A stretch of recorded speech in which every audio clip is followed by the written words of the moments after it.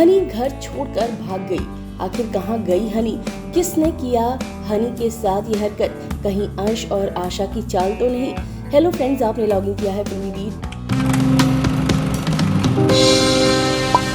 सिर्फ तुम एक कहानी जो है वो बहुत ही ज्यादा धमाकेदार ट्रैक पर चल रही है, जहां पर अब हनी भी आ चुकी है।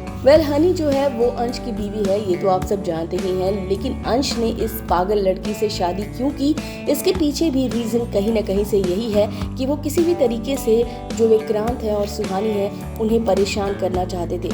यहाँ पर जो हनी है वो अजीबोगरीब हरकतें करती नजर आती है। वो बार बार सुहानी को परेशान करती है, रणवीर को परेशान करती है, रणवीर की माँ को परेशान करती है, और ये सारा कुछ होता है अंश और आशा के इशारे पर।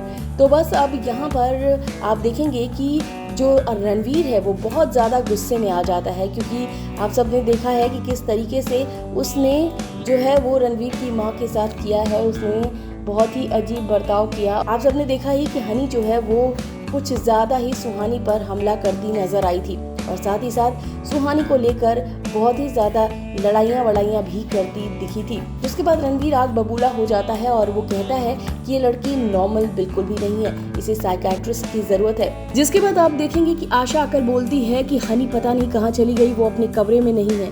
ये सुनकर हर कोई काफी ज्यादा हैरान हो जाता है। तो वहीं पर अंश जो है आप देख सकते हैं उसकी शक्ल कैसी हो जाती है।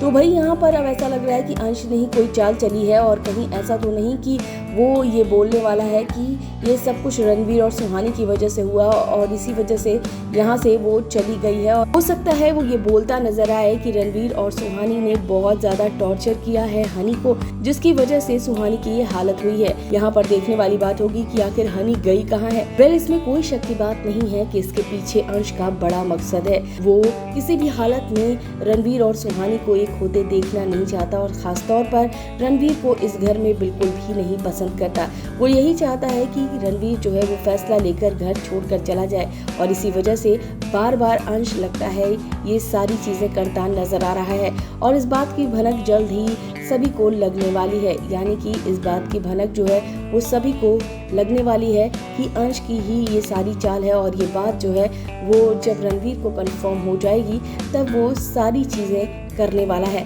अब यहाँ पर बात है विक्रांत की, जो कि अभी पूरी तरीके से अंधा हो चुका है अंश और आशा के लिए।